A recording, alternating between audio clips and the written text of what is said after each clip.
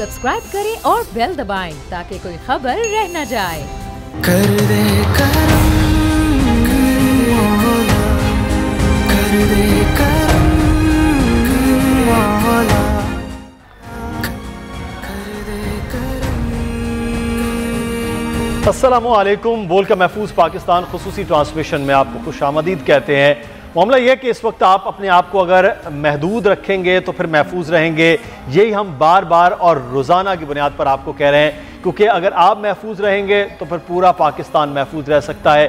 दिन ब दिन ये मामला आगे बढ़ रहा है और सिर्फ कोविड-19 या कोरोना वायरस का मसला नहीं रहा, अब यह मसला इससे ज़्यादा आगे बढ़कर मौशी बदहाली की जानिब भी जा सकता है। इसलिए जितनी जल्दी हो सके इन तमाम तर चीज़ों को सिर्फ हॉस्पिटल और क्वारंटाइन सेंटर और आइसोलेशन तक महदूद कर दिया जाए। बाकी जो ज़िंदगी है वो उसी तरह से गुजारी जाए जो इस वक्त हम चीन के शहरों में देख रहे हैं। आज की खुसूसी ट्रांसमिशन में आपको खुशामदीद कहते हैं। मैं हूं मुदस्सर इकबाल और सुमैया रिजवान ने हमें आज ज्वाइन किया। सुमैया कल उनको बुखार था और हमने सुमैया के लिए दुआ भी की और नई ख्वाहिशात का इजहार, तो सुमैया ठीक होकर वापस आ गई। बिल्कुल, और मैं भी यही बात बताना चाहती हूँ कि अगर आपको एक आम नज़ला, खांसी या बुखार हो गया है तो डरने की बिल्कुल ज़रूरत नहीं है, परेशान होने की कि कोई भी आम छींक, खांसी या बुखार जो है वो कोरोना वायरस नहीं होता। तो इस चीज़ को आपने ज़रूर, हाँ मुदस्सिर, और मुदस्सिर ने मेरे लिए बड़े अच्छे रिगार्ड्स का जो है वो इजहार किया था। ज़ाहिर एक को एंकर होने की जिम्मेदारी उन्होंने अदा ज़रूर की थी, आपका बहुत शुक्रिया। लेकिन मैं आपको बार बार बता रही हूँ, डरने की ज़रूरत नहीं है, रिलैक्स करें आप लोग बिल्कुल, लेकिन ख्याल रखिए क्योंकि एहतियात सबसे बड़ी चीज़ है और एहतियात वो वाहिद ज़रिया है जिससे आप इस वायरस से बच सकते हैं। तो ज़रा आगाज़ कर लेते हैं मौशी बदहाली की जो आप बात करें मुदस्सिर, क्योंकि अगर कारोबार 2 हफ्ते से ज़ायद हो गया है, कारोबार क्या और दिहाड़ीदार तबका क्या सब कुछ बंद है, अब उसके जो असरात होंगे वो कितने ज़्यादा होंगे जब हम इस तमाम तर ख़राब सूरत हाल से बाहर निकलेंगे, इस पर हम ज़रा आज बात करेंगे। बिल्कुल, और हमारे साथ इस वक्त हमारे मेहमान मौजूद हैं। शेख उमर रेहान साहब, सदर Korangi association of trade and industry हैं। बहुत शुक्रिया शेख साहब आपके वक्त का, आप तशरीफ लाए। और इस वक्त हमारे साथ मौजूद हैं फैसल अजीज़ साहब, चीफ न्यूज़ ऑफिसर हैं। फैसल साहब आपका भी बहुत शुक्रिया, आप घर पर मौजूद हैं, अपने आप को फैसल साहब ने बड़ा महफूज किया हुआ है। शेख उमर रेहान साहब आपसे आगाज़ करते हैं। इस वक्त मसला ये है कि सबसे ज़्यादा ज़रूरी मामला ये है कि जितने भी लोग हैं वो अपने घरों तक महदूद हैं, इंडस्ट्री बंद है, कारोबार बंद है, दुकानें बंद हैं, मॉल्स बंद है, हर चीज़ इस वक्त बिल्कुल बंद है सिवाय ज़रूरी अशिया के। तो अब ये सिलसिला है कि आप लोग तनख्वाहें दे रहे हैं 1 माह के लिए, उससे आगे ये सिलसिला कैसे चल पाएगा अगर इसी तरह से इंडस्ट्री बंद रही? क्या कोई मैकेनिज़्म आपका हुकूमत के साथ मिलकर तय हो रहा है? जी बिस्मिल्लाहिर्रहमानिर्रहीम, थैंक यू मुदस्सर साहब। देखें, इस वक्त पूरी दुनिया में अगर कोरोना वायरस से फाइनेंशियली अगर कोई अफेक्ट हो रहा है तो वो बिज़नेस मैन ही हो रहा है, ज़्यादा बिज़नेस मैन ही जो है वो इससे अफेक्टेड है। क्योंकि आप जैसे देख रहे हैं कि तकरीबन 10 दिन से हमारी इंडस्ट्रियाँ जो हैं वो बंद पड़ी हुई हैं और दुकानें जो हैं नॉन एसेंशियल आइटम जो हैं वो भी बंद पड़ी हैं। तो ओवरऑल इसका जो नुकसान है वो इंडस्ट्रीज़ को हो रहा है। उसके अलावा जो डेली वेजेस वाले जो मज़दूर हैं उनका भी इस वक्त जो है उनको नुकसान हो रहा है। और ये ज़्यादा देर तक इस तरीके से, ये बड़ी अच्छी चीज़ है। हमारे सीएम साहब ने बड़ा राइटली और जो है बड़ा अच्छा डिसीजन लिया कि ये लॉकडाउन, क्योंकि इसका हल सिर्फ़ और सिर्फ लॉकडाउन ही है। लेकिन अब आहिस्ता आहिस्ता हमें अब चाहिए कि क्योंकि ये तो 1 दिन या 2 दिन का मसला नज़र नहीं आ रहा, लेकिन हमें आहिस्ता आहिस्ता अब जो है वो इसको मैनेज करना पड़ेगा। हमें अपनी इंडस्ट्रियों को तो उमर साहब, ये मैनेज जो लफ्ज़ आपने इस्तेमाल किया, अब सिंध हुकूमत तो कहती है जो कारोबारी अफराद हैं वो तो अपने लोगों को तनख्वाहें अदा करें, लेकिन जब कारोबार बंद है तो तनख्वाह आप लोग कितने हद तक अदा कर सकेंगे, कितने महीने सबको चला सकेंगे? और आपने कहा मैनेज करें, तो मैनेज कौन करेगा और कैसे करेगा इस चीज़? देखें, बात यह है कि मैनेज, मैंने ये एक आज सुबह हमारी मीटिंग भी थी, उसमें चीफ सेक्रेटरी भी थे, कमिश्नर कराची भी मौजूद थे उस मीटिंग में, मिनिस्टर इंडस्ट्रीज़ भी थे। तो मैंने आज इनको यही बोला है कि देखें, लॉकडाउन जो है ये तो अब आपने किया हुआ है, ये तो वैसे 5 तारीख तक का टाइम है, लेकिन जो मुझे नज़र आ रहा है कि शायद ये एक्सटेंशन की तरफ जाएं थोड़ा बहुत, लेकिन हमें जो है वो SOPs बना के जो है हमें इंडस्ट्री को पार्शली ओपन करने की तरफ जाना चाहिए ताकि लोग अपने कारोबारों में लगें। देखें, तनख्वाहें जो हैं बंद इदारे कब तक दे सकते हैं? मैक्सिमम मार्च के महीने की तनख्वाहें दे दी हैं या अप्रैल की तनख्वाहें कंपनियां शायद दे दें, लेकिन अगर दुकानें ही बंद हैं, उनके पास पैसा ही नहीं आएगा, उनका कारोबार ही नहीं चल रहा, तो वो कैसे तनख्वाहें जो हैं वो मुलाजमों को देंगे लोग जो है। तो ये चीज़ प्रैक्टिकल नहीं है, हमें हमेशा प्रैक्टिकल ऑन ग्राउंड जो है वो बात करनी चाहिए।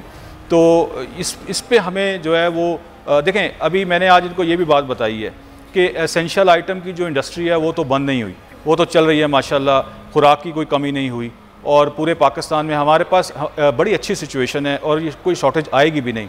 लेकिन एक भी पेशेंट जो है वो कोरोना का शिकार नहीं हुआ किसी भी इंडस्ट्री में। अभी तक जो एसेंशियल आइटम की जो इंडस्ट्रियाँ चल रही हैं, किसी में भी एक अभी तक शिकायत नहीं आई कि किसी मरीज़ को कोरोना हो गया। तो इसका मतलब है कि ये इंडस्ट्री जो है उसकी वजह से ये नहीं हो रहा। तो ये भी बात मैंने आज इनको बताई है, क्योंकि हमें अब जो है इसको हमें SOPs बनाने की, देखें इस वक्त एसेंशियल आइटम जो भी काम कर रही है SOPs के मुताबिक काम कर रही है। तो अगर हमारे इन कारखानों में SOPs बने होंगे और उसके मुताबिक जो है डिस्टेंस होगा, सैनिटाइज़र अवेलेबल होंगे और मास्क सब ने पहने होंगे, तो मेरा ख्याल है कि लेकिन ये कहना और ये करवाना ये बड़ा एक डिफरेंट है, और उसको इम्प्लीमेंट कैसे होगा। मुदस्सिर, मैं चाहूँगी ज़रा आप भी इस बात को आगे बढ़ाएं, क्योंकि कह देना कि आप तमाम इदारे SOP बना दें, हुकूमत ने कह दिया, लेकिन अगर उसके बाद उस पर इम्प्लीमेंट नहीं होगा तो सूरत हाल तो बिगड़ जाएगी। बिल्कुल, ये है कि इम्प्लीमेंटेशन बहरहाल बहुत ज़्यादा ज़रूरी है। फैसल अजीज़ साहब हमारे साथ मौजूद है। फैसल साहब, ये अब मुस्तकिल लॉकडाउन में हमारे जैसी मईशत जो थर्ड वर्ल्ड कंट्रीज़ में है वो शायद अभी भी अफोर्ड नहीं कर सकती एक दिन की हड़ताल। अभी ये है कि लॉकडाउन मजीद वज़ीर आला कह रहे हैं कि शायद 2 हफ्ते तक वो मजीद बढ़ाना पड़े। ये कहाँ पे इंडस्ट्री खड़ी होगी, कहाँ पे हमारी सूरत हाल के अब पहले तो मांगने वाले उनको दिया जाता, सफ़ेद पोश तबका उन तक पहुँचाया जाता। ये तो हम ये ना हो कि अगले 2 हफ्ते के बाद वो लोग जिन्होंने आज तक किसी से मांगा नहीं है वो मांगने के लिए सड़कों पर खुदा न खास्ता आ जाएं, इस नहज तक जाते हुए नजर आ रहे हैं। मुदस्सिर, आपने बहुत अहम पॉइंट डिस्कस कर लिया है। असल में मामला यही है कि हम हमेशा से रमज़ान में, ईदों पर और मुख्तलिफ त्योहारों के ऊपर ऐसे लोगों को देखते हैं जो अमूमन सड़कों पर होते हैं और वो मांग लेते हैं। लेकिन असल मामला ये है कि वो सफ़ेद पोश लोग, वो जो फैक्ट्रीज में काम करने वाले लोग हैं, वो middle class, lower middle class, कहीं जो लाइन पर नहीं लग रहे अपने अपने जो भी अपने सिस्टम है उनकी वजह से, कहीं हम उनको इस पूरे सिस्टम के थ्रू जो है वो दबोच तो नहीं रहे, उनको मजबूर तो नहीं कर रहे। तो फैक्ट्रियां चलना जरूरी है, लोअर मिडिल क्लास के लिए कारोबार का, बिजनेस का, रोजगार का मौका मिलना बहुत जरूरी है, क्योंकि राशन नहीं पहुंच रहा है। सफेद पोश लोगों के पास पूरे पाकिस्तान में राशन नहीं पहुंच रहा है और ये एक बहुत बड़ा अलमिया हो सकता है। और वो बहुत सारे ऐसे लोग हैं जो आके लाइन में लगकर राशन नहीं लेंगे और नहीं लेना चाहिए। हुकूमत की जिम्मेदारी होनी चाहिए कि ऐसे लोगों को घरों पर दें। और ये फैक्ट्री जो जिस तरह से भी ये रेहान साहब भी बात कर रहे हैं कि कोई ऐसा मामला अब तक पाकिस्तान के किसी फैक्ट्री में अमल में नहीं आया। पैरामीटर्स SOPs बना के वहां पे पार्शियली चंद घंटों के लिए, एक शिफ्ट के लिए कारोबार को शुरू करना चाहिए, जिंदगी को वापस हल्के हल्के लाना चाहिए। लेकिन ये बात अपनी जगह पर है कि जो लॉकडाउन हुआ है उसकी वजह से पाकिस्तान के तकरीबन बड़े शहर जो है वो संभले हुए हैं, इंक्लूडिंग कराची। संभले इसलिए अगर लॉकडाउन नहीं करते तो यहाँ पे बहुत बड़े, लेकिन फैसल साहब जो मुआशी बहरान आने लगा है उससे कैसे निपटेंगे? अब अगर 2 हफ्ते का लॉकडाउन करने से पहले हुकूमत कोई प्रॉपर मैकेनिज्म बना दे, इन लोगों को भी, तमाम स्टेक होल्डर्स को भी, कारोबारी अफराद को भी, सबको एतमाद में ले ले। और जो आपने राशन की बात की, ये तो हुकूमत की जिम्मेदारी है, ये डाटा इकट्ठा करने में इनको कितना टाइम लगेगा? अगर ये सब कुछ पहले कर लें और फिर लॉकडाउन करें तो बेहतर नहीं होगा? बिल्कुल बेहतर है, बिल्कुल सही बात है। सारी एसोसिएशंस, जितने भी हमारे इंडस्ट्रियल एरियाज हैं, उनके तमाम लोगों को साथ बिठा के हुकूमत को स्ट्रेटेजी बनानी चाहिए। और ये सारे समझदार हैं, सनतकार फैक्ट्री वाले लोग बहुत समझदार हैं, अपनी बहुत केयरिंग करते हैं, अपने जितने भी मुलाजिमीन काम करने वाले उनकी केयरिंग करते हैं और तनख्वाहें देना चाहते हैं। लेकिन ये लॉजिक की बात है कि अगर फैक्ट्रीज ना चलें तो फिर 3 महीने, 4 महीने, 2 महीने बगैर फैक्ट्री चले तनख्वाहें कौन देगा? बहुत मुश्किल काम है ना ये। बिल्कुल, इसका मैकेनिज्म हुकूमत की इसका मैकेनिज्म बनना चाहिए। अच्छा फैसल साहब हमारे साथ ही रहेगा, अकील करीम ब्रेडी साहब हमारे साथ मौजूद हैं। अकील से आपके वक्त का, अकील साहब ये सूरत हाल है कि 2 हफ्ते अब होने को आए हैं कि जिसमें लॉकडाउन हो गए, अब उसके बाद भी शायद 2 हफ्ते के लिए लॉकडाउन होगा। पहला तो मामला था, मरहला है कि पूरी दुनिया में इस वक्त इस मरज़ से लड़ना है, वो तो ठीक है, लेकिन अगला जो मरहला है वो उससे ज़्यादा मुश्किल शायद मुआशी तौर पर हो कि हमारे जैसे जो मुल्क है, हमारी जैसी जो मईशत है, वो किस तरह से इसमें अब चल पाएगी जब इंडस्ट्री बंद होगी, जब कारखाने बंद होंगे। तो देखिए मैं आपको बता दूं, हम किसी की भी इंटेंशन पे शक नहीं कर सकते। अगर चीफ मिनिस्टर साहब ने जो लॉकडाउन का ऐलान किया था, फिर वफाक ने भी ऐलान किया था, तो उसका मकसद उनका नेक नियति थी। बिल्कुल। लेकिन हमारे मुल्क में लॉकडाउन कैसे हो सकता है, इसके ऊपर हमें बात करनी चाहिए। यहाँ तो 60% आबादी के पास घर ही नहीं है। लॉकडाउन तो वो करेगा ना जिसके पास घर होगा, घर जाके सो जाएगा। यहाँ उल्टा प्रॉब्लम है कि लोग जिन घरों में रहते हैं, जो गरीब गुरबा रहते किस तरह, हमने कभी उनको देखा नहीं है। एक रूम में 6 आदमी सोते हैं, वो तो ज्यादा खतरनाक है। तो ये चीजें हमें जरूर सोचनी चाहिए। फिर उनकी इनकम हमने बंद कर दी है, अब उनके घर पे जाके राशन देना जरूरी हो गया है। ये जो रोडों पे राशन बंटता है, ये ज्यादा खतरनाक है। ये आपका लॉकडाउन उसकी वजह से फेल हो जाता है, लोग जमा हो जाते हैं। फिर आपके स्टोर के टाइमिंग इतने छोटे हैं फूड आइटम खरीदने के लिए, उसकी वजह से रश पड़ जाता है। तो मेरा ख्याल है कि पाकिस्तान जैसे मुल्क को, जो कि गरीब मुल्क है, जहाँ रोज कमात के रोज खाने वाले लोगों की तादाद ज्यादा है, वहाँ कोई ऐसी चीज, ऐसा मॉडल बनाना चाहिए कि लोग इकट्ठे कम से कम हो। लेकिन अकील साहब, यहाँ पर तो सूरत हाल मजीद अब बिगड़ रही है। सिर्फ रोज कमाने रोज खाने वाले नहीं, जो कारोबारी अफराद हैं, जो नौकरी पेशा अफराद हैं, अब तो वो भी इससे मुतासिर होंगे। अगर 2 हफ्ते तक ये सूरत हाल रही तो लोगों के पास तनख्वाह देने के पैसे नहीं होंगे। बिल्कुल, आप ठीक कह रही हैं, क्योंकि मैं यकीन से कहता हूं कि ये प्रॉब्लम है और मैं ये समझता हूं कि इसका हल निकालने की जरूरत है। और उसका हल यही है कि जो लॉकडाउन हमने किया है वो उसमें हम कामयाब नहीं हो पा रहे, क्योंकि लोग तो इकट्ठे हो रहे। हमें करना ये चाहिए कि इसका कोई एक नया मॉडल बनाए और उसको अप्लाई करें। और मेरा नहीं ख्याल है कि ये कोरोना वायरस इस वक्त पाकिस्तान में जो है उसकी शिद्दत वो नहीं है जो दुनिया में है। तो मैं ये समझता हूँ कि हमें लॉकडाउन की वजह से ज्यादा दिख रहा है कि नुकसान ज्यादा हो रहा है। तो मेरा ख्याल है कि वफाक और सूबों को बैठना पड़ेगा, आपस में बैठ के इनको डिसाइड करना पड़ेगा। फिर आप ये देखें कि आपकी जो इंडस्ट्री एक्सपोर्ट ओरिएंटेड है, वो बेचारे फंसे पड़े हुए हैं, क्योंकि उनके यहाँ लेबर कॉलोनियां भी अपनी बनी हुई है, उनके लोग भी वहीं रहते हैं, वहीं काम करते हैं। तो इस टाइप की इंडस्ट्री तो पूरी तौर पर हमें खोल देनी चाहिए ताकि वो अपना काम भी कर सके। और जो मिल मालिकान है उनको इंश्योर करना चाहिए कि इनका तहफ़्फ़ुज़ करेंगे, इनके लिए सफाई का भी इंतजाम होगा, इनके काम करने का ऐसा अंदाज होना चाहिए कि लोगों से थोड़ा थोड़ा फासला हो। तो ये सारी चीजें मैंने कहा ना कि हमें अपने मॉडल को चेंज करना पड़ेगा, क्योंकि अगर हम नहीं करते तो हम ज्यादा नुकसान उठा रहे हैं उसकी वजह से। और ये फूड बताइए कि पाकिस्तान के अंदर जो सनतें हैं, अकील साहब, जो पाकिस्तान में सनतें हैं उनका पहले से नज़्म-ओ-ज़ब्त है, उनके पास मॉडल होते हैं, उनके पास SOPs होते हैं, उसी की वजह से पाकिस्तान की चीजें एक्सपोर्ट हो रही होती हैं। तो पाकिस्तान को इतना ज्यादा कोई दुश्वारी वाला मामला नहीं है। आप बड़े करीब हैं इमरान खान साहब के, आज आप ये बात कह रहे हैं, आप इमरान खान साहब से क्यों नहीं कहते कि फैक्ट्रीज के अंदर जो SOPs उनके होते हैं उनको एग्जीक्यूट करें, उनको इम्प्लीमेंट करें और काम करने दें? मेरा ख्याल है कि गवर्नमेंट वफाक इसके ऊपर सोच भी रही है, लेकिन वो जरूर ये चाहते हैं कि हम सूबों को साथ लेके चले। और मेरा ये ख्याल है कि इस तरह की जो इंडस्ट्री आज खुल जानी चाहिए, क्योंकि मेरी ये इन्फॉर्मेशन है आज कल तक ये खुल जाएगी। क्योंकि जिनके पास ऑर्डर्स है वो बेचारे तकलीफ में जा रहे हैं, फिर लोग भी उनके अपने पास ही रहते हैं। तो इस टाइप की तो इंडस्ट्री को बंद करने का कोई जवाब नहीं बनता। और जितने लोगों को मैक्सिमम रोजगार मिले हमें वो अटेम्प्ट करनी चाहिए। हमें लोगों को बेरोजगार करके, हमारे पास ऐसा कोई मॉडल नहीं है कि लोगों के घरों पे हम अनाज पहुंचा सके या हम लोगों के घरों पे पैसा पहुंचा सके। तो मैं समझता हूँ कि मैंने वही कहा ना कि हमारे मॉडल को लॉकडाउन के थोड़ा सा चेंज करने की जरूरत है। और उसमें इस टाइप की जो इंडस्ट्री है जिसके बंद होने से हमें ज्यादा ना नुकसान हो जाए, तो मैं समझता हूँ ये जरूर हमें सोचना चाहिए। और फूड वगैरह से तो मैं समझता हूँ गवर्नमेंट को फौरी तौर पे 24 घंटे इनको स्टोर वगैरह खोल देने चाहिए, ताकि ये जो 4-5 घंटे की वजह से जो रश पड़ता है वो रश कम हो और लोग ये सोचना छोड़ दें कि मुझे 15 दिन का राशन इकट्ठा चाहिए, रोज का रोज वो खरीदे, ताकि गवर्नमेंट के ऊपर भी प्रेशर नहीं आएगा, शॉर्टेज भी नहीं होगी। ये बंद करने की वजह से शॉर्टेज जो हो रही है ना, ये ज्यादा नुकसान पहुंचा रही है। सही। अच्छा अकील साहब, मैं आखिर में आपसे एक चीज है कि यहाँ पर तो गवर्नमेंट के जो इदारे हैं उनका एक बड़ा नुकसान हो रहा है, वो बंद पड़े हुए हैं। उनके बेल आउट पैकेज के लिए काम नहीं हो रहा। अगर खुदा न खास्ता ये इंडस्ट्री नहीं खुल पाती है तो हुकूमत के पास तो पैसा नहीं है कि वो किसी भी सेक्टर को बेल आउट पैकेज की सूरत में कुछ सपोर्ट कर सके।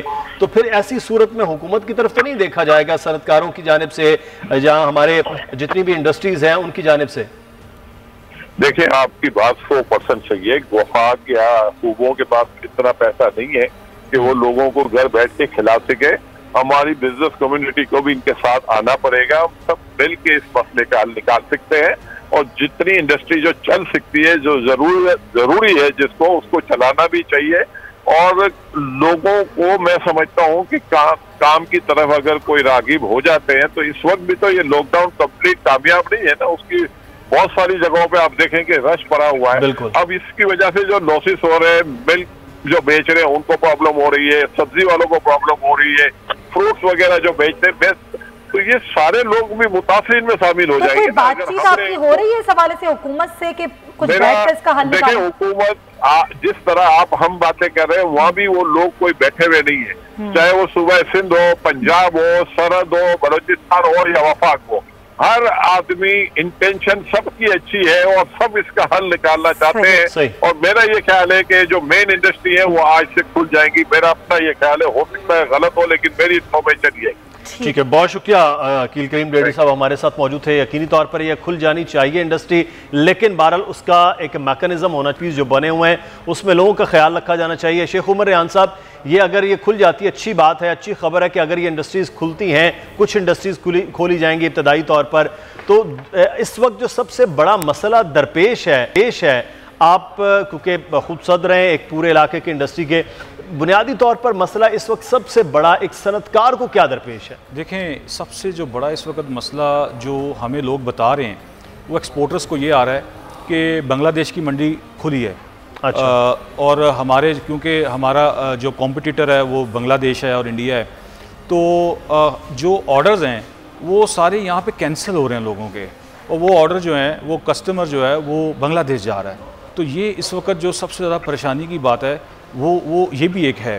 तो इसका ओवरऑल ये नुकसान है, इसको पूरा करने में बहुत टाइम लग जाएगा।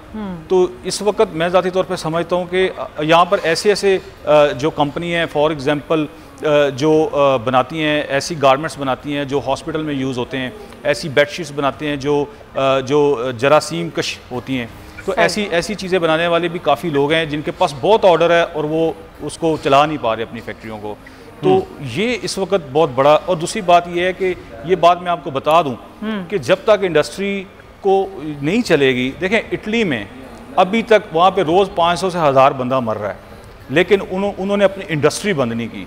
उन्होंने एसओपीज बना लिए हैं, उस पर काम भी कर रहे हैं और एसओपीज उनके बिल्कुल सही एसओपी बना के उस पर इंप्लीमेंट करवाया जाए। Point taking. शेख साहब आगे बढ़ूं, मैं जरा फैसल साहब से बात करूं। फैसल साहब, आपने प्रोग्राम में भी कई दफ़ा इस बात पर बात कर चुके हैं, आर्मी मंडी में तेल की कीमतें कम हुई, पाकिस्तान ने उसका फ़ायदा ज़रूर उठाया, हुकूमत ने ज़रूर उठाया, लेकिन उसके सम्राट आवाम तक नहीं पहुँचाया। आज बातें की जा रही हैं कि फ़ंड में जो है वो जमा करवाई जाए रकम, टाइगर फोर्स बनाई जाए, बहुत अच्छी बात है, ऐसे मौके पर सब कुछ किया जाता है, लेकिन अगर वही सम्राट आवाम तक मुंतकिल किए जाएँ जो हुकूमत अपनी जेबों में डाल रही है, तो क्या ये ज़्यादा बेहतर नहीं होगा?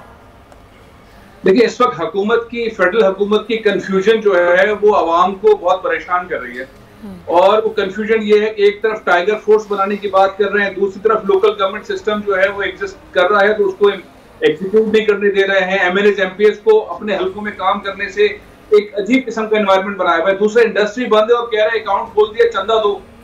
तो पॉइंट ये है कि आप इंडस्ट्री को चलाएंगे तो वो चंदा देंगे, सही बात। इंडस्ट्री चलेगी तो अपने लोगों को सैलरी देगी, वो सैलरी लेंगे तो अपने घर को चलाएंगे। मैकेनिज्म उल्टा चलाने की कोशिश कर रही है, लिए जा डिस्टॉर्शन थोड़ी सी फैसल साहब की बात में साहब की आवाज कारोबार करेगी, काम करेगी तो चंदा देगी। ठीक, अच्छा फैसल साहब आपकी आवाज थोड़ी सी कट रही है। इस वक्त हमें ज्वाइन भी किया मिर्जा इख्तियार बेग साहब ने, वाइस प्रेसिडेंट हैं एफपीसीसीआई के। बहुत शुक्रिया बेग साहब आपके वक्त का। क्या इस बारे में सोच रही है कि क्योंकि जितनी भी एक्सपोर्ट है उसमें भी बमुश्किल 20% जो है उसका मामला चल रहे हैं, अक्सरियत इंडस्ट्री भी बंद है, तमाम तर चीज़ें हैं, तो अब क्या कोई मैकेनिज्म आपका हुकूमत के साथ मिलकर तय हो रहा है कि इंडस्ट्री को मरहलावाज खोला जाए? देखिए, सो फार तो हालांकि हुकूमत ने इंश्योरेंस दिया है कि इंडस्ट्री को पाबंदी नहीं होगी, इंडस्ट्री को काम करने दिया जाएगा। सिंध गवर्नमेंट ने भी ये दिया है, लेकिन लेबर्स की, वर्कर्स की फैक्ट्रीज में आना बहुत मुश्किल है। जहाँ नाकाबंदियां हैं, चौकियां हैं, वहाँ रोक लिया जाता है। अब उस पर हमने चीफ मिनिस्टर से बैठ के एक मैकेनिज्म तय करा है कि हम सबको कंपनी का लेटर देते हैं, फैक्ट्रीज का अपना, लेकिन चीजें मुश्किल है, स्ट्रेंथ पूरी नहीं आ पाती और प्रोडक्शन मुतासिर हो रही है। एक्सपोर्ट हमारे बायर्स ने रुकवाई है, होल्ड ऑन करने को कहा क्योंकि आगे डिमांड नहीं है। फिर जो हमारी पेमेंट ड्यू हो गई थी, उनकी पेमेंट भी ये डेफर करा रहे हैं, कभी 3 महीने की बात करते हैं, कभी 4 महीने की। तो सिचुएशन बहुत खराब हो गई है क्योंकि कैश फ्लो बिल्कुल डिस्टर्ब है। अब बिठाते आप सैलरीज दे नहीं सकते। तो इख्तियार साहब, ज़ाहिर है ये सूरत हाल है, सैलरीज नहीं दे पा रहे, कोई वे आउट निकालने के लिए कोई बातचीत हो रही है, कोई प्लानिंग कर रहे हैं आप लोग? यही हुई है कि हम लोग तमाम इंडस्ट्रीज जो है इसमें ये मौके पे पूरी तरह से ताउन करने को तैयार है। हमने कहा हुकूमत से सिक्योरिटी, ओल्ड एज बेनिफिट के जो फंड्स हैं जो मजदूरों के लिए माहाना सनतों से लिए जाते हैं, वो ये मौका आ गया कि सनतों को दे, ताकि उन लोगों को दे सकें वर्कर्स हैं, डील वेजर्स हैं, वेंडर्स हैं, और बेचारे इन हालात की वजह से उनको आमदनी जो है वो बंद हो गई है। और हुकूमत की तरफ से भी उन्होंने वादा किया रिलीफ पैकेज का, राशन वगैरह का। उन्होंने कहा वो लोग जो डेली वेजर्स हैं हम पहुंचाएंगे, लेकिन हमें नजर नहीं आ रहा है। अच्छा। लोग अब भी बिल बिला के रोडों पर आ रहे हैं। लोग अब भी, हम जब गाड़ी में गुजरते हैं घर से तो वो कपड़े और पेंट ब्रश लेके और वो हमारी गाड़ी की तरफ लपकते हैं, तो दिल खराब होता है। हम भी रोक के फिर जो भी कुछ कर सकते हैं कर रहे हैं इंसानियत के नाते। कहने का मेरा मकसद यह है कि इसमें कुछ ज्यादा कॉम्प्रिहेंसिव वाज़ेह प्रोग्राम होना चाहिए जिससे डेली वेजर्स को कम राशन और खाने पीने की अशिया मिले। आने वाले वक्त का आप अंदाजा नहीं लगा सकते, वो 15 दिन का है, 10 दिन का है, ये ज्यादा भी हो सकता है। लिहाजा एक हिकमत अमली शॉर्ट टर्म और मीडियम टर्म बनाई जाए और उसके ऊपर मौसर तरीके से अमल दरामद हो। नई सिचुएशन गरीब के लिए मुश्किल होगी। ठीक, अच्छा बेग साहब हमारे साथ ही रहेगा शेख उमर रेहान साहब हमारे साथ हैं। शेख साहब, एक चीज़ मैं आपसे यहाँ पर ये जानना चाहूँगा, हमने देखा कि अब इंडस्ट्री को का बैंक्स के साथ वाबस्ता है पूरी तरह से, और इंटरेस्ट रेट हमारा तो खैर शायद पूरी दुनिया में हम सबसे लीड ही करते हैं, और खित्ते में तो खैर लीडर ही हैं हम लोग सबसे ज़्यादा इंटरेस्ट रेट में। अब इसके आप समझते हैं कि और नहीं तो हुकूमत को कम से कम इसमें भी थोड़ा सा रिलीफ देना चाहिए, जहां एक आम आदमी के लिए रिलीफ होगा वहीं पर इंडस्ट्री के लिए भी इंटरेस्ट रेट के हवाले से काफ़ी फ़र्क पड़ेगा, इससे भी कुछ सपोर्ट हो जाएगी आपकी इंडस्ट्री? जी डेफिनेटली, इंटरेस्ट जो है अगर ये डेफर कर देते हैं जब तक ये लॉकडाउन या जब तक ये मामला चल रहा है उस वक्त का, अगर ये इंटरेस्ट ख़त्म कर देते हैं इंडस्ट्री के ऊपर तो ये एक बड़ी पॉजिटिव चीज़ होगी। ठीक है फैसल साहब, आपने कहा कि हुकूमत कंफ्यूजन का शिकार है। ये हुकूमत की जो कंफ्यूजन है ये कितने बड़े मसाइल पैदा कर देगी हर तबके के लिए। आप कोई कैटेगराइज तो हम कर ही नहीं सकते कि यही तबका मुतासिर होगा और दूसरा तबका मुतासिर नहीं होगा। देखिए, ऐसे क्राइसिस के अंदर फैसले रिव्यू किए जाते हैं। सारी दुनिया के अंदर गलत फैसले भी हो रहे हैं, ठीक फैसले भी हो रहे हैं, लेकिन आवाम को साथ रखकर फैसलों के अंदर जो इम्प्रूवमेंट है वो नजर आती है। अमेरिका के अंदर भी डोनाल्ड ट्रंप ने बहुत तनकीद झेल रहे हैं, बहुत गलत फैसले किए हैं और उनके ऊपर सब किस्म का एनवायरनमेंट है। इटली के अंदर भी ये है, जर्मनी में भी है, लेकिन उन लोगों ने फैसले अपने रिव्यू किए हैं। यूएई के अंदर फैसले रिव्यू हुए हैं, सऊदी अरब के अंदर फैसले रिव्यू हुए हैं और डायरेक्शन सही नजर आ रही है। हमारी ये मामला क्या चल रहा है? हमारी ये मामला चल रहा है कि फैक्ट्रियां बंद, सफेद पोश लोगों तक राशन नहीं पहुंच रहा। हमारी यहाँ चल रहा है कि जो पैकेज है वो पैकेज अजीबो गरीब किस्म का है। आप हॉस्पिटल्स के अंदर सिनेरियो देख रहे हैं, किट्स नहीं है, एग्जीक्यूशन साइड पर मीटिंगें बहुत अच्छी हो रही है, शानदार किस्म की ब्रीफिंग हो रही है, रोजाना 2-3 वजीर आके बैठते हैं, शानदार किस्म की ब्रीफिंग करते हैं। ग्राउंड के ऊपर जो रियलिटी है वो बिल्कुल मुख्तलिफ है। हमने सनतकारों को लॉक कर दिया, तुम काम नहीं करोगे। हमने सफेद पोश को घर में बंद कर दिया, तुम बाहर नहीं निकलना, तुम्हारी जान चली जाएगी। उनको राशन हम दे नहीं रहे। अच्छा, मार्केट से हमने पैसा गुम कर दिया, इधर से हम कह रहे हैं चंदा दो हमें ताकि हम रिलीफ पैकेज चलाएंगे, अपना सिस्टम चलाएंगे। तो ये बिल्कुल ही अजीब है ना। ये वजीर आजम पाकिस्तान चंदा भी मांग रहे हैं, इंडस्ट्री को भी नहीं चलने दे रहे हैं, सफेद पोशों को खाना भी नहीं दे रहे हैं, पूरा सिस्टम भी अजीब तरीके से कर दिया। स्टेप बाय स्टेप तमाम चीजों के लिए अनाउंसमेंट्स होने चाहिए क्लियरिटी के साथ। जैसे कंस्ट्रक्शन इंडस्ट्री है उसको आप खोल दें, कंस्ट्रक्शन इंडस्ट्री को खोलने के लिए एक पॉलिसी देनी है इमरान खान साहब ने, उसको अनाउंस करते फौरन, ताकि कंस्ट्रक्शन इंडस्ट्री जो है वो घर बनाना शुरू करे। उस वहां पे बीमारियों का मसला नहीं है, बहुत सारे काम लोग जो है वो स्टैंड बाय बैठे हुए हैं। 40-50 इंडस्ट्री जो है वो हाउस कनेक्टेड है। अगर हाउसिंग को आप एक पैकेज दें, उनको बोले काम शुरू करो, तो 40-50 इंडस्ट्री चलना शुरू और ये बड़ी वाइड इंडस्ट्री है, सिर्फ घरों की कंस्ट्रक्शन नहीं है वैसे साहब, बहुत सारी चीजें हैं जहां पर ये काम हो रहा होता है, बहुत सारी ऐसी चीजें हैं। हाँ। लेकिन मैं मिसाल के तौर पे कह रहा हूं कि अगर इस तरह के एग्जीक्यूशन की तरफ जाएंगे तो रिजल्ट आना शुरू होंगे। अगर आप लॉकडाउन की तरफ ही रहेंगे और बोलेंगे लॉकडाउन नहीं है और लॉकडाउन है, तो लोग घरों के अंदर जो जिस तरह मुसीबत से रह रहे हैं, जिनको खाना पीना नहीं मिल रहा है, वो और मुसीबत में चलते चले जाएंगे। इसका वे आउट निकलना चाहिए। बिल्कुल सही है। वजीर आजम, ये तो वजीर आजम तो लॉकडाउन के पहले कहते थे लॉकडाउन के नहीं वो हक में है, सबसे पहले सिंध में लॉकडाउन की कैफियत होगी, विफाक और सूबे वो अलग अलग सा एक रवैया पूरा रहा। बहरहाल एक पेज पर आना होगा और उसको क्लियर होना होगा। बेग साहब, ये जो अभी फैसल साहब भी बात कर रहे थे कि कुछ इंडस्ट्रीज़ हैं वो इसी वक्त स्टैंड बाय पे हैं जिनका खोले जाने से उतने मसाइल नहीं होंगे, लेकिन मसला ये है कि इस वक्त एक चीज़ दरपेश है कि अगर लोग निकलते हैं तो फिर वो वही बसेस का जैसे लेके आना होता है लेबर को इंडस्ट्रीज तक, वो भी फिर वही है कि सोशल डिस्टेंसिंग नहीं है। इसका एक मैकेनिज्म बनना बिल्कुल मुख्तलिफ और एक नए तरह से वो खासा पेचीदा होगा। उसको फिर जो यहाँ आपके चैम्बर ऑफ कॉमर्स है या जो इंडस्ट्रियलिस्ट है वो किस तरह से अब बरूए कार लाएगा कि इस चीज़ का ख्याल रखे कि लेबर को किसी किस्म का कोई बीमारी से या किसी किस्म का कोई नुकसान ना हो पाए। अगर एक को होगा इंडस्ट्री में या फैक्ट्री में तो फिर उससे तो 100 फैलने का बड़ा अंदेशा है। देखिए पहली चीज ये है कि यहाँ फैक्ट्रीज दो तरह से मजदूर काम करते हैं। एक तो फैक्ट्रीज में लेबर कॉलोनीज हैं जी, वो वहीं रहते हैं जी। 90% स्टाफ जो है वो वहीं से आता है। शिफ्टें उनकी बनती हैं, 3 शिफ्टें होती हैं 8-8 घंटे की, और सुपरवाइजर लेवल तक के लोग सब वहाँ पे होते हैं। 10% में जो फोरमैन हैं या सीनियर उनके ऊपर होते हैं, डाइंग मास्टर्स वगैरह दूसरे, वो बाहर से आते हैं, उनको गाड़ी वगैरह मोटरसाइकिलें होती हैं क्योंकि उनका लेवल यही होता है कि उनको ट्रांसपोर्ट दी जाती है। तो वो लोग जो वहाँ रह रहे हैं, एक तो वहाँ पे अगर कोई सिम्टम्स हैं तो बिल्कुल सबसे पहले टेस्ट कराएं, उसको आइसोलेशन में ले जाएं। और अपने तौर पे हम लोगों ने ये देखा है कि हम 100% तो नहीं, 95% मुतमईन है कि जी कोई बीमार नहीं है, खांसी नहीं है, नज़ला नहीं है, बुखार नहीं है, सिम्टम्स नहीं है कोई, तो वो लोग फैक्ट्रीज में आके काम कर सकते हैं। डिस्टेंस रखना वहाँ पे जरूरी है, वो हम बताया दिया गया है, उस पर वो अमल भी कर रहे हैं। ये तो एक मैकेनिज्म है। दूसरा वो मैकेनिज्म है जो छोटी फैक्ट्रीज हैं जिसमें कॉलोनीज नहीं होती, जिसमें लोग सब बाहर से आते हैं या ट्रक्स में या वैगन में आते हैं। उसमें ये मुश्किल जो आपने बतलाई ये बिल्कुल आ रही है। लेकिन उसमें भी यह है कि स्टाफ को, उनके स्टाफ सैकड़ों में नहीं होते, उनके स्टाफ 40, 50, 60 ऐसे होते हैं। जो कॉलोनी में रहते हैं उनके ज्यादा लोग होते हैं। तो हमें एक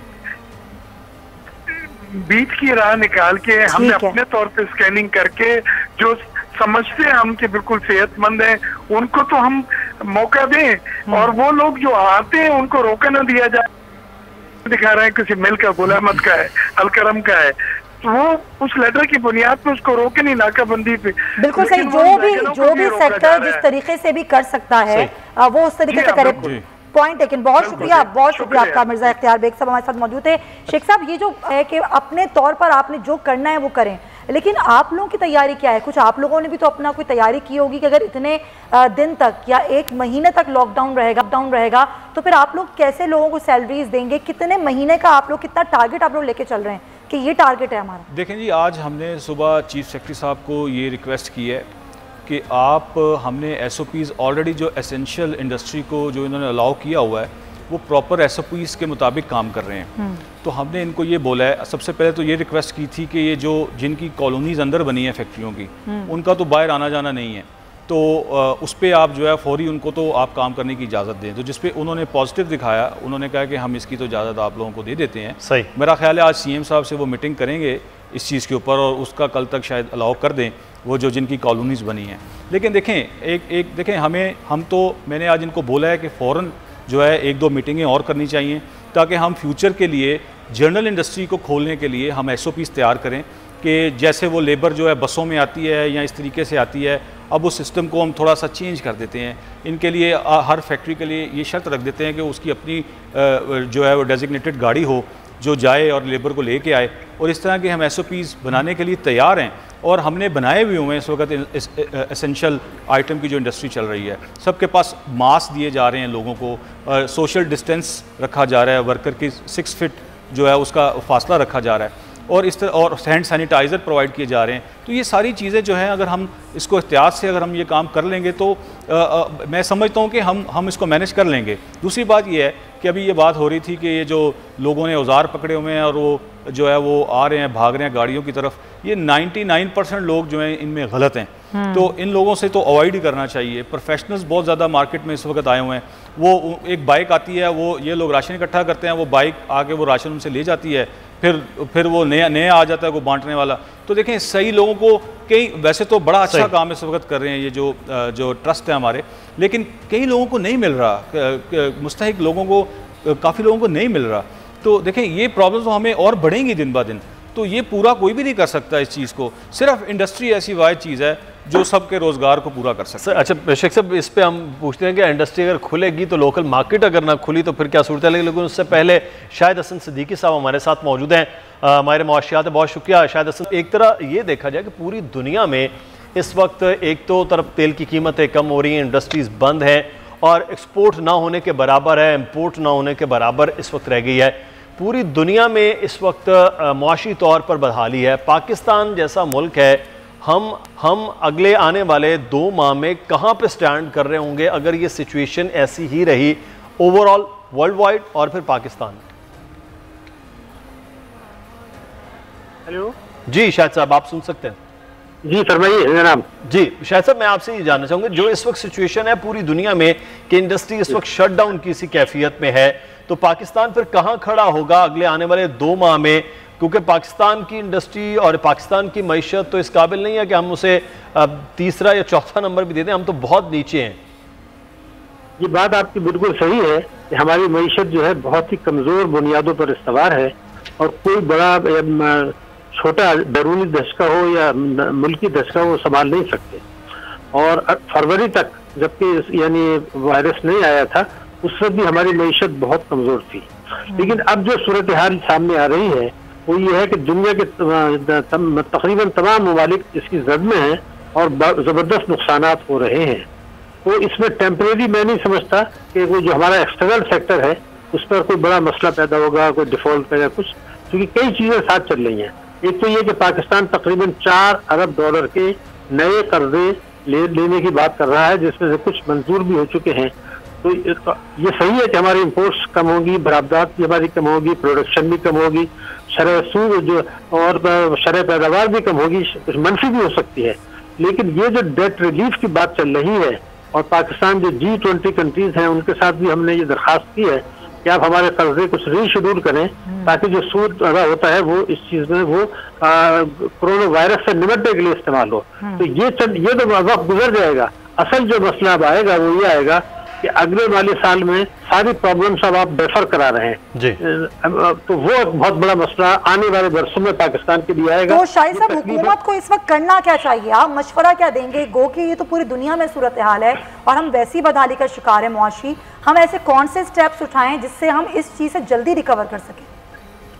देखिए, अब ये रिकवर में तो मेरे ख्याल से बहुत टाइम लगेगा, ये जल्दी नहीं हो सकेगा, इसलिए कि जो मगरिब की जो कंपनीज हैं, अमेरिका और चाइना, खुद वो बुरी तरह से इफेक्ट हुए हैं। तो हमारे देश पर रेमिटेंसेस गिरने का खदशा है, इंपोर्ट के ऑर्डर्स हमारे कैंसिल हो रहे हैं, एक्सपोर्ट के ऑर्डर्स कैंसिल हो रहे हैं, हमारी अब प्रोडक्शन नहीं है। तो इस वक्त जो फौरी मसला है वो तो ये है कि लोग इस बीमारी को फैलने से रोका जाए और जो बीमार हो चुके हैं उनको सेहतयाबी की तरफ तवज्जो दी जाए और जो शटडाउन की वजह से, लॉकडाउन की वजह से जो तकालीफ हैं वो मुमकिन हद तक कम हो। हुकूमत ने जो पैकेज दिया है वो लोगों तक पहुंचे, मुखिर हजरात आगे आ चुके हैं, तो ये झटका तो हम संभाल लेंगे, अल्लाह चाहेगा तो संभाल लेंगे। इससे पहले 2005 में जल्जला आया था, 2010 में सैलाब आया था, वो भी हमने संभाला था। लेकिन मसला यही आएगा कि ये मुल्क ऐसा है जो अपनी मईशत की तरक्की के लिए बैरूनी वसाइल, बैरूनी इमदाद, बैरूनी रेमिटेंसेस पर गुजारा करता है। तो हमारी ये मुश्किलात असल मानों में आएंगी बाद में,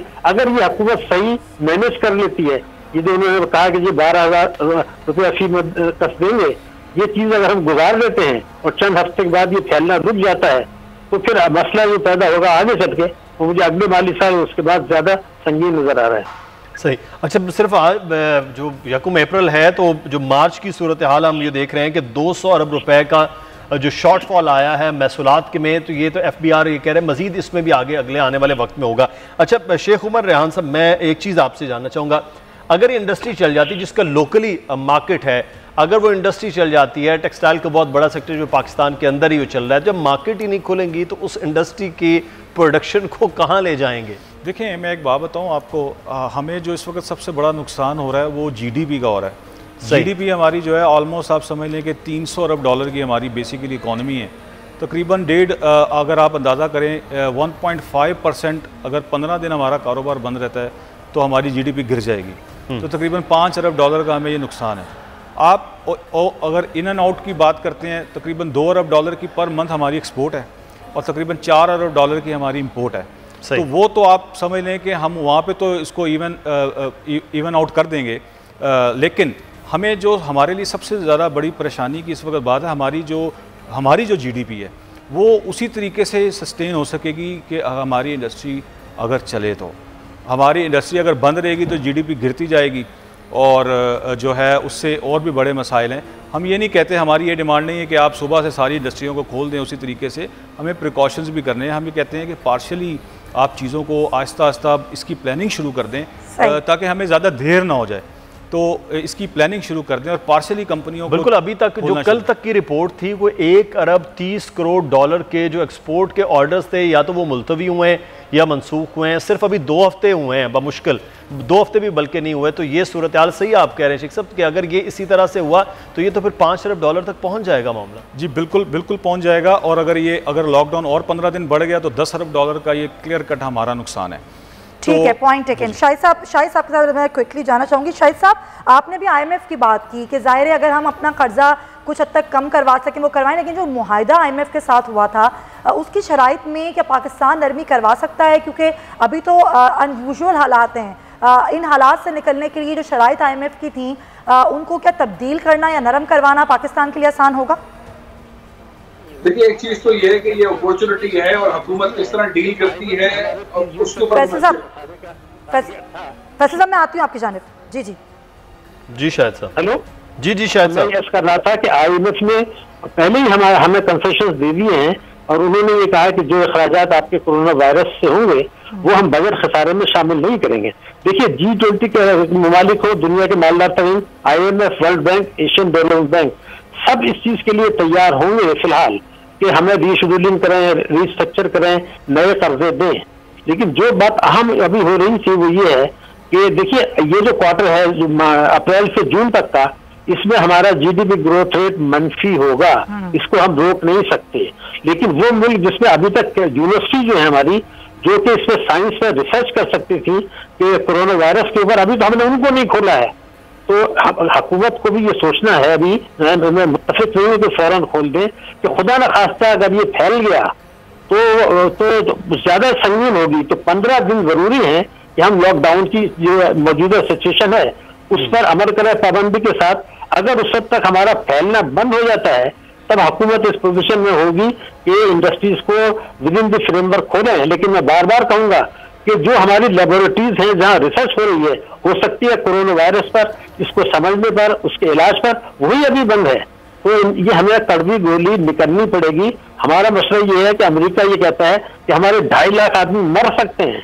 अल्हम्दुलिल्लाह हमारी हुकूमत ने बहरहाल अभी तक अच्छा मैनेज किया है। शिकायतें, गलतियां सबसे हो सकती हैं, लेकिन 15 दिन से पहले अगर हमें कोई सोचना भी नहीं चाहिए कि इंडस्ट्रीज को। लेकिन शाहिद साहब, एक जो IMF की शराइत की बात कर रही थी वो ये थी कि अब अगर ऑयल प्राइसेस में पूरी दुनिया में आलमी मंडी में कमी हो रही है, फर्नेस ऑयल जिससे हम बिजली बनाते हैं, लेकिन IMF की शर्त है कि बिजली की कीमतों में अब इजाफा ही किया जाए। तो लेकिन इस सूरत हाल में हम इस शर्त में और दीगर शराइत में नरमी तो करवा सकते हैं ना? मैंने अर्ज किया, उन्होंने नरमी देने का इशारा दे दिया है हमें। वो तो ये भी कह रहे हैं कि हम आपको नया कर्जा भी मजीद देने के लिए तैयार हैं। सही है। इस वक्त तो शराइत वाली बात खत्म हो चुकी है। इस वक्त तो हर इदारे को ये देखना है कि वो जिन ममालिक में ये फैल रही है उनको मराद दे। तो शराइत वाली बात जून तक तो आप भूल जाइए। वो तो पाकिस्तान को नया कर्जा भी देने की बात तकरीबन हो गई है, $1.4 बिलियन। हमें $4 अरब के नए कर्जे मिलने की बात हो गई है। तो अगर हमारी एक्सपोर्ट गिरती है तो हमारी इंपोर्ट्स भी गिरती हैं, हमारी रेमिटेंसेस भी गिरेंगी, हमारा फॉरेन डायरेक्ट इन्वेस्टमेंट भी गिरेगा। तो ये सबक करना कि हुकूमत के पास कोई मैजिक वो है वो चेंज कर लेगा, ये नहीं होगा।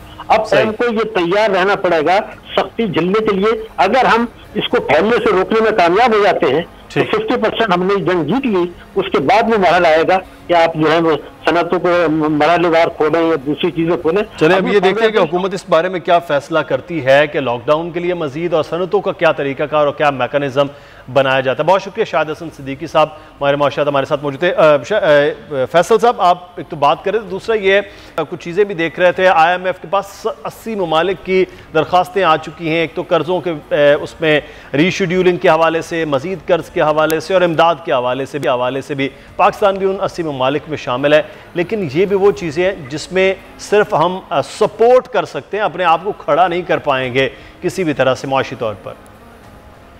देखिए, ये पाकिस्तान के लिए क्राइसिस के अंदर एक अपॉर्चुनिटी है कि अब किस तरह से डील किया जाए IMF के साथ। जब 80 ममालिक हैं, सबकी इकोनॉमी के इश्यूज हैं, पाकिस्तान के वजीर आजम ने पहले से डिमांड कर दी थी, बल्कि दुनिया भर में कहते थे कि हमारे कर्जे माफ होने चाहिए, हमारे साथ हम जैसे छोटे जो ममालिक हैं जिनकी मईशत कमजोर है उनके जो है कर्जे माफ होने चाहिए।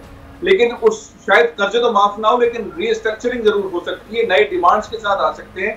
तो अब देखना यह है कि डील क्या की जाती है, पाकिस्तान किस तरह की डील करता है, पाकिस्तान की मईशत को कितना फायदा होता है, आवाम को कितना रिलीफ मिलता है और इकोनॉमी कितनी मजबूत होती है। अभी डिपेंड करता है कि इसको किस तरह से पाकिस्तान आगे लेके चलता है। अच्छा, पिछले वाले मामले के अंदर देखा गया तो पाकिस्तान की टीम थी वो दबाव के अंदर रही, उससे पहले असद उमर वाली टीम थी वो दबाव में रही, फिर हफीज शेख साहब को लेकर आए तो पता ही नहीं चला कि क्या फैसले हुए और सबने कहा कि हम पूरी तरह फंस रहे हैं। और फिर पाकिस्तान में टैक्सेस लगते गए और हर चीज पर टैक्स लगे, गैस पर, बिजली पर, पेट्रोल पर, खाने पीने की अशिया पर। अब वो जंजीर टूटी है, अब वो जंजीर जो टूटी है और इंटरनेशनली पेट्रोल के, डीजल के प्राइसेस कम हुए हैं, तो समारात जो पाकिस्तान पे आने चाहिए थे आवाम पर आने चाहिए थे, हुकूमत ने वो डिलीवर नहीं किए। अच्छा, अब जो डील होनी चाहिए उसमें आवाम को समारात डिलीवर करना, इंडस्ट्री को समारात डिलीवर करना, मईशत की मजबूती को देखना, ये अपॉर्चुनिटी आ गई है। हफीज शेख साहब को बजाय इसके कि IMF के साबिक रिप्रेजेंटेटिव होकर डील करना, पाकिस्तान के पास अब काफी चांस है और टीम बड़ी की जाए और डील उस तरह से की जाए जिससे पाकिस्तान की मईशत को, इंडस्ट्री को और आवाम को उससे फायदा हो। तो एक अपॉर्चुनिटी है इस क्राइसिस के अंदर, अब पाकिस्तान उसको किस तरह इस्तेमाल करता है ये देखना है। सही, बिल्कुल सही है। पाकिस्तान अब तरीकाकार क्या इस्तेमाल करता है, एक तो IMF से डील करना, दूसरा पाकिस्तान के अंदर जो इंडस्ट्री है उससे किस तरह से डील करना है, ये बहरहाल अहम मामला है।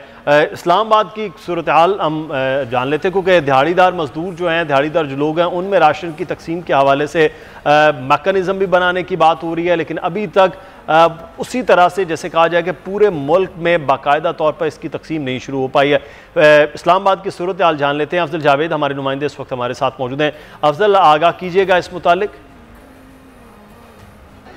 बिल्कुल, इस वक्त मैं मौजूद हूँ इस्लामाबाद के सेक्टर H9 निमशा कॉलोनी में, जहाँ कोरोना वायरस के बाइस जो है मुतअद्दिद मरीज़ जो हैं उनकी निशानदेही की गई थी और यहाँ पर काफ़ी सख्ती की गई है। लेकिन इसके बावजूद जो है वज़ीर-ए-आज़म इमरान खान की हिदायत के बाद पाकिस्तान तहरीक इंसाफ की जो मुकामी क़यादत है वो यहाँ के मुकामी लोगों में जो राशन है वो तकसीम करी है। इस वक्त भी अगर हम देख सकते हैं तो बड़े ही मुनज़्ज़म अंदाज में जो है यहाँ पे इस कॉलोनी के जितने भी लोग हैं वो एक मुकम्मल जो डिस्टेंस जो है उसको मद्देनज़र रखते हुए यहाँ पे बारी बारी आ रहे हैं और आस्ता आस्ता जो है अपनी तमाम जो रोज़मर्रा की जो बुनियादी अशिया है जो इस वक्त फराम की जा रही है वो वसूल कर रहे हैं। इस वक्त ये देख सकते हैं कि जिस अंदाज से आटा, दाल, चीनी, चावल से हमें दीगर जो अशिया हैं वो गरीब जो लोगों में तकसीम की जा रही हैं, वो काबिल कदर इकदाम है कि वज़ीर-ए-आज़म इमरान खान की हिदायत के मद्देनज़र रखते हुए पाकिस्तान तहरीक इंसाफ की मुकामी क़यादत यहाँ लोगों में राशन तकसीम कर। इस वक्त हमें ज्वाइन किया है पाकिस्तान तहरीक इंसाफ इस्लामाबाद के जो सदर हैं फरीद साहब ने। हम फरीद साहब से पूछते, फरीद साहब क्या कहेंगे, लोग काफ़ी परेशान नज़र आ रहे थे तो ये रिलीफ काफ़ी हो? जी, जिस तरह आपको पता है कि वज़ीर-ए-आज़म पाकिस्तान ने कोरोना रिलीफ टाइगर फोर्स का क़याम किया, उससे पहले भी हम कर रहे थे, लेकिन अब हम बहुत ज़्यादा ऑर्गेनाइज हो गए हैं। हर यूनियन काउंसिल में हम टाइगर फोर्स ऑर्गेनाइज करें, डिस्ट्रिक्ट एडमिनिस्ट्रेशन के साथ, पुलिस के साथ मिल के, मुखीर हजरात के साथ उन्होंने बड़ा हमारा ताउन किया।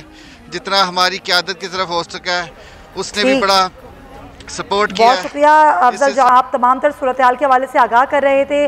और अभी हम यहाँ पर ट्रांसमिशन में एक ब्रेक पे ले। तमाम मेहमानों का बहुत शुक्रिया। फैसल साहब आपका भी बहुत शुक्रिया, शेख उमर रेहान साहब आपका भी बहुत शुक्रिया। और ब्रेक के बाद हम वापस आएंगे तो दीगर भी इशूज़ हैं कोरोना वायरस के हवाले से, उस पर बात करेंगे।